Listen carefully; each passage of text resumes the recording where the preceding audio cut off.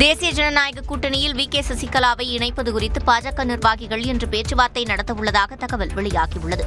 பீகார் சட்டமன்ற தேர்தலை தொடர்ந்து தமிழ்நாட்டில் தேசிய ஜனநாயக கூட்டணியை பலப்படுத்தும் பணியை பாஜக தீவிரப்படுத்தியுள்ளது.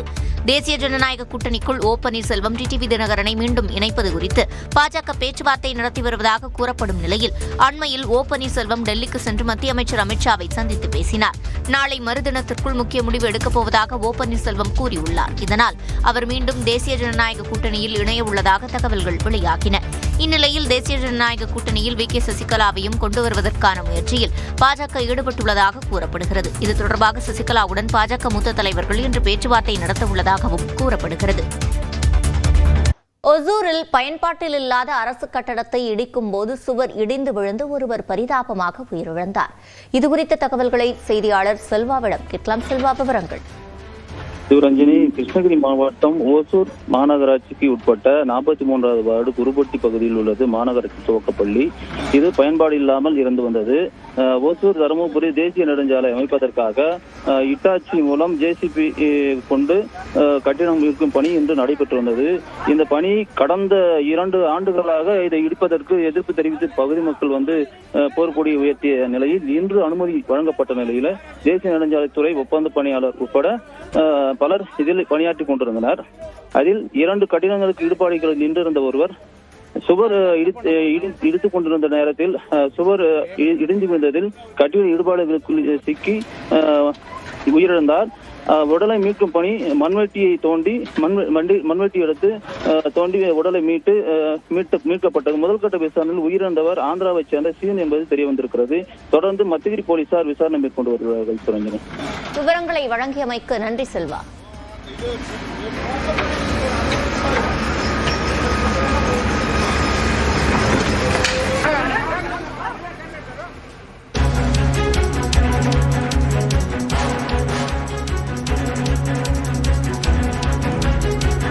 மற்றொரு அண்மை செய்தியை பார்த்து வருகிறோம். சால்ட் லேக் மைதானத்தில் மெஸ்ஸியை பார்க்க ரசிகர்கள் குவிந்த நிலையில் அவரை பார்க்க முடியாததால் ரசிகர்கள் ஆவேசம் அடைந்திருக்கின்றனர். கூடுதல் விவரங்களை செய்தியாளர் சுசித்ராவிடம் கேட்கலாம். சுசித்ரா, என்ன நிலவரம்? கொல்கத்தாவினுடைய சால்ட் லேக் மைதானத்தில் இன்று ரசிகர்களை காண்பதற்காக கால்பந்து ஜாம்பவான் லியோனல் மெஸ்ஸி அங்கு வந்திருந்த நிலையில் சற்று மைதானத்திற்கு வந்து ஒரு சில நிமிடங்களிலேயே அவர் அங்கிருந்து வெளியேறியதால் தற்பொழுது ரசிகர்களிடையே கடும் அதிருப்தி என்பது நிலவுவது குறிப்பிடத்தக்கது. வெறும் 5 நிமிடங்களுக்குள் மட்டுமே மெஸ்ஸி கால்பந்து மைதானத்தில் இருந்ததாகவும் ரசிகர்களை முறையாக சந்திக்கவில்லை என்ற ஒரு குற்றச்சாட்டை முன்வைத்து அங்கிருந்த ரசிகர்கள் கோபத்தில் தங்கள் கையில் இருந்த அந்த வாட்டர் பாட்டில்கள் உள்ளிட்ட பொருட்களை மைதானத்திற்குள் அவர்கள் எரிந்து அதன் பிறகு தற்பொழுது அந்த பகுதி சற்று பரபரப்பை ஏற்படுத்தி இருக்குது. அது மட்டுமல்லாமல் கடுமையான ஒரு கோபத்தில் ரசிகர்கள் அங்கு கோஷங்களையும் எழுப்பிவதையும் நம்மால் காட்சிகள் பார்க்க முடிகிறது. 3 நாள் பயணமாக இந்தியா வந்திருக்கக்கூடிய லியோனல் மெஸ்ஸி இன்று கொல்கத்தாவில் அங்க இருக்கக்கூடிய சால்ட் லேக் மைதானத்தில் ரசிகர்களை காண்பதற்காக ஏற்பாடு என்பது மாநில அரசு மற்றும் நிர்வாகம் சார்பாக மேற்கொள்ளப்பட்டிருந்தது. அது சுமார் 50,000க்கும் அதிகமான ரசிகர்கள் அந்த பகுதியில் கூடியிருந்த நிலையில் ரசிகர்களை அவர் சந்திப்பதற்கான ஒரு அவகாசம் என்பது நிர்வாகத்தால் வழங்கப்படவில்லை என்ற ஒரு குற்றச்சாட்டை தற்பொழுது கால்பந்து ரசிகர்கள் அங்கு முன்வைத்திருக்கிறார்கள். அந்த கோபத்தில் அவர்கள் அனைவருமே அங்கு கோஷம் எழுப்பி பிரச்சனையில் ஈடுபட்ட நிலையில்தான் தற்போது அவர்களை கலைப்பதற்காக அது சற்று தடியடி நடத்தப்பட்டதாகவும் கூறப்படுகிறது. கூட்டத்தை கலைப்பதற்கான ஒரு முயற்சியில் மாநில காவல்துறையும் அங்கு ஈடுபட்டுள்ளதால் சால்ட் லேக் மைதானத்தினுடைய அந்த பகுதியில் தற்பொழுது சற்று பதற்றமான சூழல் என்பது நிலைபெறுவதையும் நம்மால் காட்சிகளில் பார்க்க முடிகிறது. விவரங்களை வழங்கியமைக்கு நன்றி சுசித்ரா.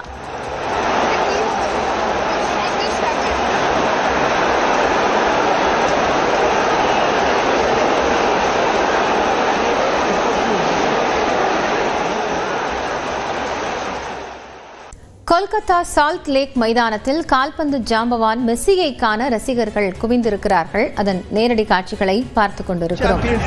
3 நாள் சுற்றுப்பயணமாக இந்தியா வந்திருக்கக்கூடிய கால்பந்து ஜாம்பவான் மெஸ்ஸி 70 அடி உயரச் சிலையை திறந்து வைத்த பிறகு தற்போது மைதானத்திற்கு வந்திருக்கிறார். அவரை காண ரசிகர்கள் குவிந்திருக்கிறார்கள். தொடர்ந்து கூடுதல் தகவல்களை செய்தியாளர் சுசித்ராவிடம் கேட்கலாம். சுசித்ரா, விவரங்கள் என்ன? எவ்வளவு பேர் மைதானத்தில் கூடியிருக்கிறார்கள்?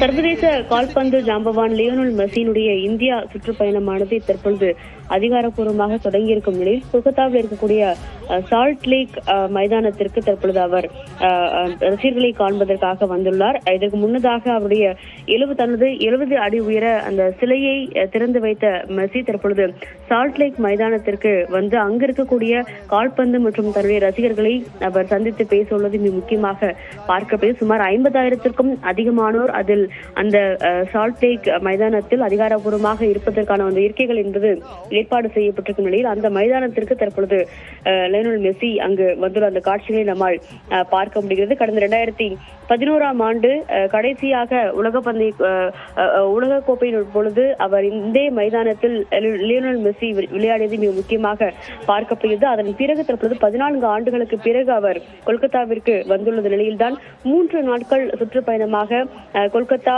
ஹைதராபாத், டெல்லி உள்ளிட்ட நகரங்களுக்கு சென்று அவர் தன்னுடைய ரசிகர்களை நேரடியாக சந்தித்து உரையாற்ற உள்ளார். அதற்கான ஒரு முதல் நிகழ்ச்சியாகத்தான் தற்போது கொல்கத்தாவில் இருக்கக்கூடிய அந்த சால்ட் லேக் அந்த ஒரு மைதானத்திற்கு அவர் வருகை தந்துள்ளது நம்மால் காட்சியில் பாருங்க. அது கடுமையான ஒரு கூட்டம், ரசிகர்கள் கூட்டம் என்பது அங்கு இருப்பதன் காரணமாக அவர்களை அந்த கூட்டத்தை அப்புறப்படுத்தும் நிகழ்விலும் கொல்கத்தாவினுடைய அந்த மாநில காவல்துறை அதிகாரிகள் ஈடுபட்டு வருவதையும் நம்மால் காட்சியில் பார்க்க முடியுது. குறைந்தபட்சம் 50,000 முதல் 60,000 பேர் வரை இன்றைய அந்த நிகழ்வை மெஸ்ஸியினுடைய அந்த ஒரு நேரடி நிகழ்வை காண்பதற்காக வந்திருக்கக்கூடும் என்ற ஒரு தகவலையும் மாநில அரசு ஆனது தெரிவித்திருக்கிறது. அவருக்கான ஒரு ஜெட் பிரிவு பாதுகாப்பையும் இந்த ஒரு இந்தியா டூருக்காக அவருக்காக வழங்கியுள்ளதையும் ஏற்கனவே மத்திய அரசு மற்றும் மேற்கு வங்க மாநில அரசும் அதிகாரப்பூர்வமாக அறிவித்துள்ளது. இந்த நிலையில்தான் தற்போது முதற்கட்டமாக ரசிகர்களை நேரடியாக சந்தித்து பேசுவதற்காக அவர் சால்ட் லேக் மைதானத்திற்கு வந்துள்ளதையும் நம்மால் காட்சிகள் பார்க்க முடிகிறது. நன்றி சுசித்ரா, இது குறித்த தகவல்களுக்காக.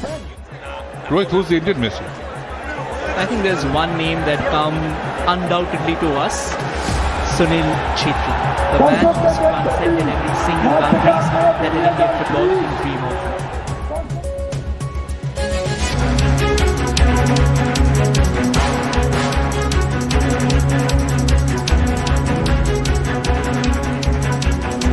கேரள உள்ளாட்சி தேர்தலில் பதிவான வாக்குகளை எண்ணக்கூடிய பணிகள் தீவிரமாக நடைபெற்று வருகின்றன. விவரங்களை செய்தியாளர் சஜயகுமார் வழங்க கேட்கலாம். சஜயகுமார், இந்த வாக்கு எண்ணும் பணிக்கான ஏற்பாடுகள் எந்த அளவில் இருந்தது?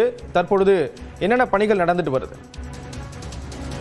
விஷ்ணு, கேரள மாநிலத்தில் உள்ளாட்சி தேர்தலானது 2 கட்டங்களாக, அதாவது 7 மாவட்டங்களில் கடந்த 9ஆம் தேதியும் அதே போல 7 மாவட்டங்களில் கடந்த 11ஆம் தேதியும் 2 கட்டங்களாக 14 மாவட்டங்களுக்கான உள்ளாட்சி மன்ற தேர்தலானது நிறைவேற்றி இன்று காலை 8 மணி முதல் வாக்கு எண்ணிக்கையானது தற்போது தொடர்ந்து நடைபெற்று வருகிறது.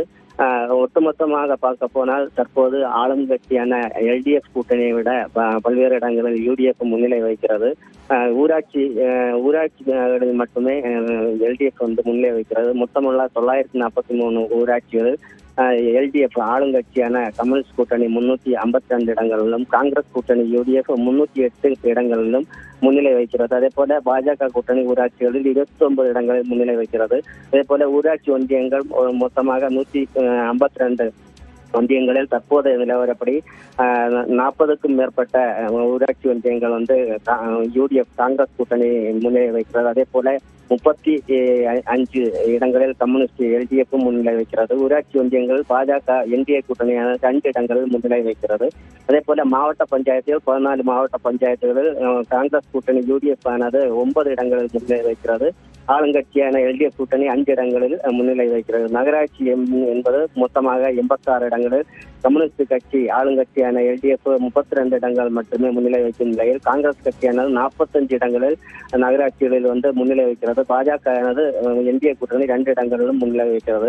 மாநகராட்சி மொத்தமான 6 மாநகராட்சிகளில் 4 மாநகராட்சிகள் காங்கிரஸ் கூட்டணி UDF முன்னிலை வைக்கும் நிலையில் கம்யூனிஸ்ட் கட்சி LDF கூட்டணியானது 1 இடங்களிலும், பாஜக திருவனந்தபுரம் மாநகராட்சியிலும் முன்னிலை வைக்கிறது. தற்போதைய நிலவரம் முழுமையான நிலவரம் இன்று மத்திய பிற்பகல் மட்டுமே தெரியும். தற்போது விறுவிறுப்பான வாக்கு எண்ணிக்கையானது கேரளா மாநிலத்தில் நடைபெற்று வருகிறது. விஷ்ணு, விவரங்களை வழங்கியதற்கு நன்றி சஜயகுமார்.